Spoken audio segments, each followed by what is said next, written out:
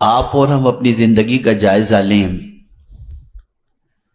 کہ ہزارہا کاوشوں کے باوجود ہماری زندگی میں ہمارے قدم نیکیوں کی طرف زیادہ اٹھتے ہوئے دکھائی نہیں دیتے۔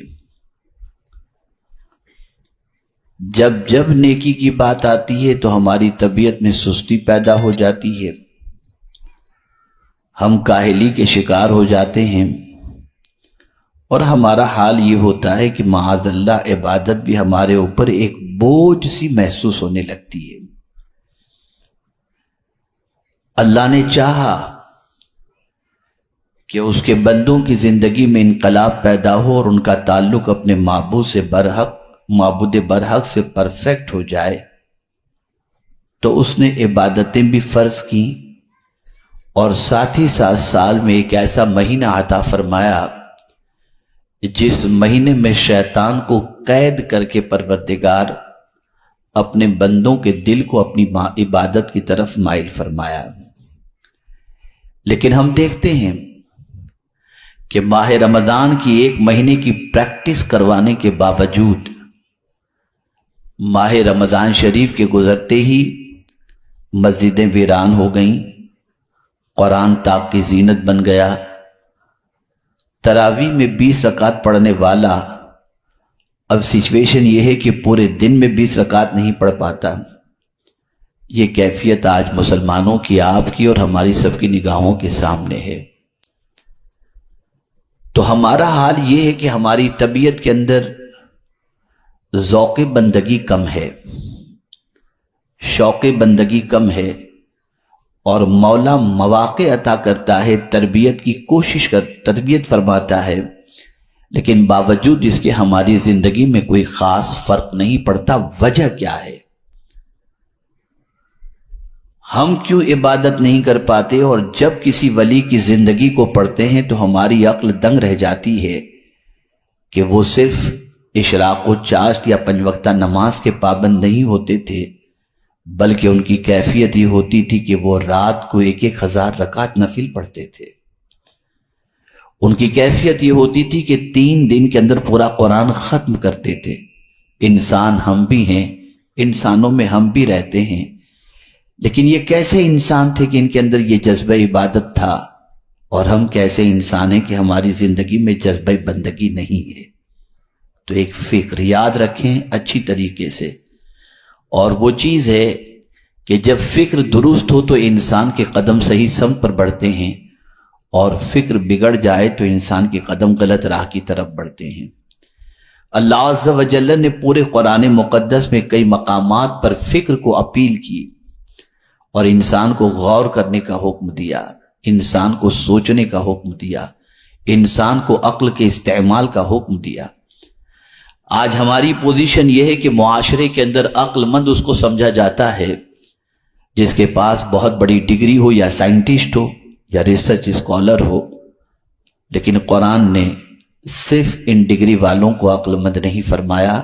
صحیح معنوں میں عقل مند کن کو قرآن نے کہا ہے اسے بھی سمجھیں، تاکہ آپ محسوس کر سکیں کہ یہ اللہ کے ولی کتنے عقل مند تھے، کتنے ہوشیار تھے، اور قرآن کی روشنی میں صاحب عقل انہی کو کہا جا سکتا ہے۔ اللہ فرماتا ہے ان فی خلق السماوات والارض واختلاف اللیل والنہار لآیات لأولی الالباب، بے شک زمین و آسمان کی تخلیق میں اللہ کی نشانیاں ہیں، رات و دن کے آنے جانے کے اندر اللہ کی نشانیاں ہیں، لیکن کس کے لیے؟ لأولی الالباب، عقل والوں کے لیے۔ ایک سائنسداں کہہ سکتا ہے کہ میں عقل والا ہوں، میں ان چاند و سورج کے بارے میں تحقیق کرتا ہوں، سورج کی شعاؤں کو گرفتار کرتا ہوں، اور اسی کے ساتھ ساتھ جو ہے رات و دن کے آنے جانے کے بارے میں غور کرتا ہوں، اس لیے میں عقل مند ہوں۔ کوئی بھی دعویٰ کر سکتا تھا، لیکن میرے کریم نے جس کے بارے میں جو فرمایا وہ حق ہے، وہی عقل مند ہے جسے قرآن عقل مند کہتا ہو۔ تو اللہ نے عقل مند سے پردہ اٹھایا اور اس کی تعریف بیان کی، لِأُولِي الْأَلْبَابِ، الذین یذکرون اللہ قیاما وقعودا وعلی جنوبہم ویتفکرون فی خلق السماوات والارض. قرآن کہتا ہے کہ عقل والا وہ ہے جو کھڑا ہوتا ہے تو اللہ کا ذکر کرتا ہے، جو بیٹھتا ہے تو اللہ کا ذکر کرتا ہے، جو کروٹ لیتا ہے تو اللہ کا ذکر کرتا ہے. اللہ اکبر. میرے پیارے آقا صلی اللہ تعالی علیہ وسلم کے پیارے دیوانوں، یہ اللہ والوں کی زندگی کا اگر آپ جائزہ لیں گے نا تو ان کا کوئی لمحہ ذکر الہی سے غفلت میں گزرتا ہوا نظر نہیں آئے گا، بلکہ لمحہ لمحہ اللہ کی بندگی، اللہ کی یاد کے اندر گزرتا ہوا دکھائی دے گا. اور یہ بھی یاد رکھیں، بڑے سائنٹسٹ بھی اللہ والے ہی ہوتے ہیں دنیا میں. حضرت فاروق اعظم جیسا سائنٹسٹ بھی کوئی مجھے بتا دے.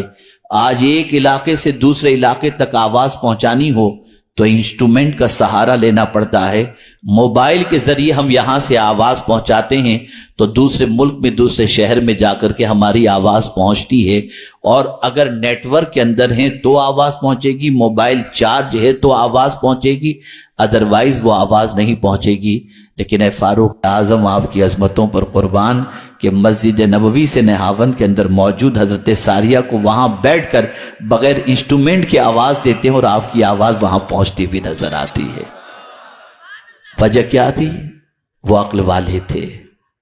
اٹھتے تھے تو اللہ کا ذکر، بیٹھتے تھے تو اللہ کا ذکر، کھاتے تھے تو اللہ کا نام لے کر، اور کروٹیں بدلتے تھے اللہ کا ذکر کرتے ہوئے. تو مجھے آج جو بتانا ہے وہ خاص طور پر یہ ہے کہ یہ جذبہ پیدا کیسے ہوتا ہے.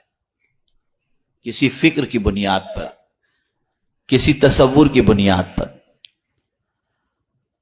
جب فکر اس قسم کی بن جائے گی تو عبادت کا جذبہ پیدا ہوگا، اور جب فکر ہماری بودی ہو جائے گی عبادت کا جذبہ نہیں ہوگا.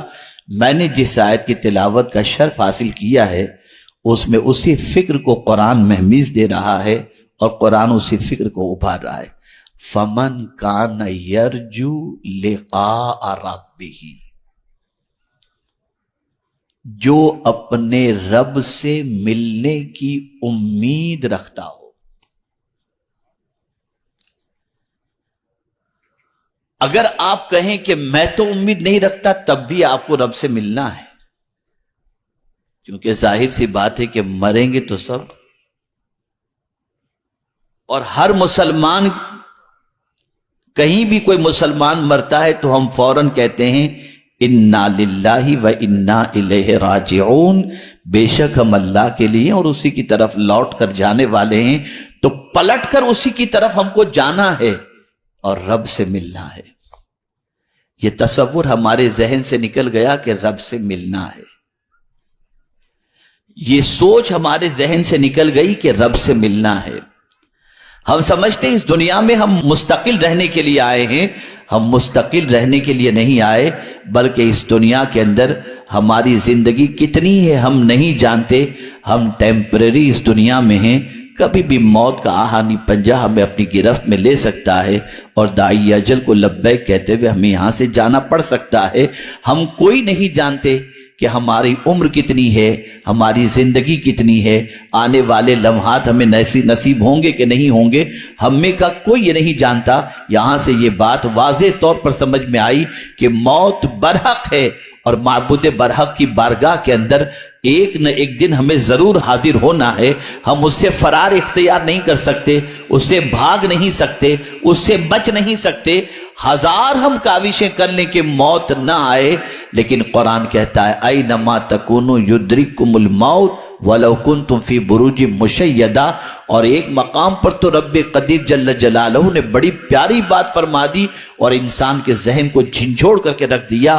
قل ان الموت الذی تفرون منہ فانہ ملاقیکم. میرے محبوب آپ فرما دیجئے کہ وہ لوگ جو موت سے بھاگتے ہیں، فرار اختیار کرتے ہیں، موت ان کو آ کر کے رہے گی.